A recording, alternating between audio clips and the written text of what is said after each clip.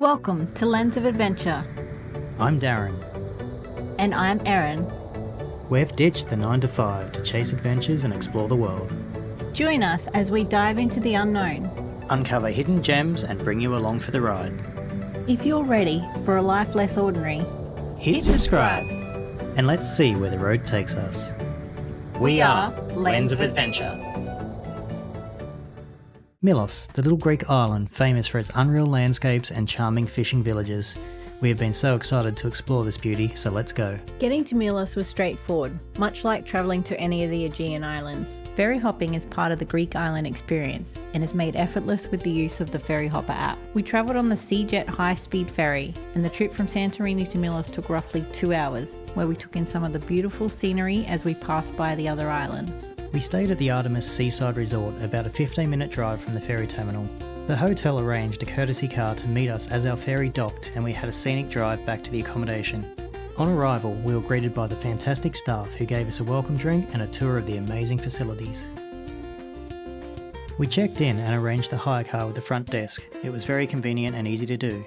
The resort has a fantastic beach bar right on the beach with delicious cocktails and food, including buffet breakfast with unlimited options. The perfect start to our mornings.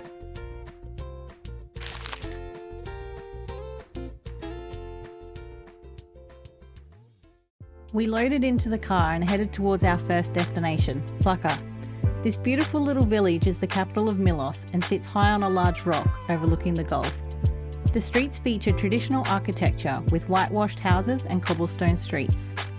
We stumbled upon a hidden gem in Plaka, a beautiful restaurant called Kino, where we discovered what might just be the world's best pesto crepes. To top it off, we grabbed 2 Aperol spritzers and made our way to a breathtaking sunset spot just outside the church.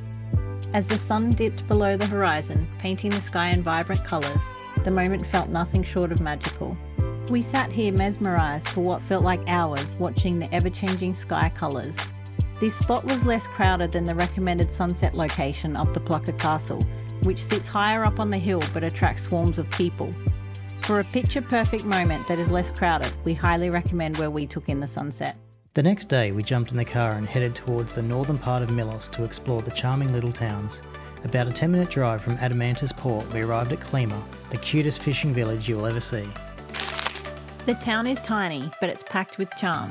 These cute little boathouses were originally used by fishermen to store their boats. However, some of them have been converted into vacation rentals. Back in the car, we drove for around 15 minutes to the other side of Milos, stopping in another little fishing village, Pheropotamus. With its quaint boat garages carved into the rocks and crystal clear waters, this picturesque spot is a must for photo opportunities. A little further along the road is Mandrakia. While these little villages look similar, they're quite distinct and worth a visit to each one. Mandrakia has some of the cute little boathouses like those found in the previous stops, and a small taverna where you could grab a bite to eat before continuing on. Next stop, Sarakoniko, probably the most famous spot on the island with its lunar landscape. It was formed by volcanic activity over hundreds of years. The wind and waves sculpted the smooth shapes, making it resemble the surface of the moon. Make sure you bring your camera. Everywhere you look, there's photo opportunities, and is one of the most photographed locations in the Aegean. Up early, we drove into town and parked at Adamantis port, where we met the volcano boat tour. The boat was very comfortable and fit all the guests well. It's a speedboat, so the travel in between the stops was short and enjoyable, and the guides were fantastic at giving us a history lesson on all things Milos. Being the first tour of the day, it was well timed to arrive at Sikia Cave before it became busy. In fact, we were the first boat to arrive, giving us plenty of space to explore. The guides manoeuvred the boat through the small open archway. We got to admire the beauty of this open roof cave from the boat, taking in photos and hearing about the formation over hundreds of years from volcanic rock. The crew anchored the boat and supplied us with snorkeling gear so that we could enjoy some time swimming through the cave and exploring the small beach.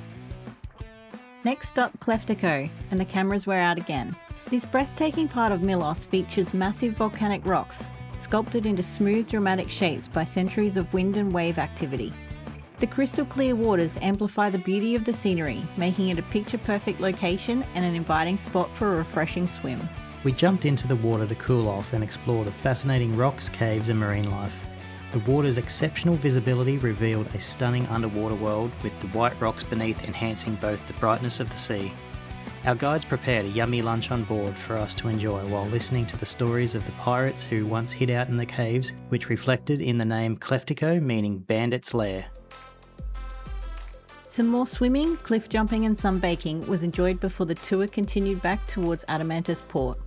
There were some photo opportunities on the return trip, including a panoramic shot of Klima.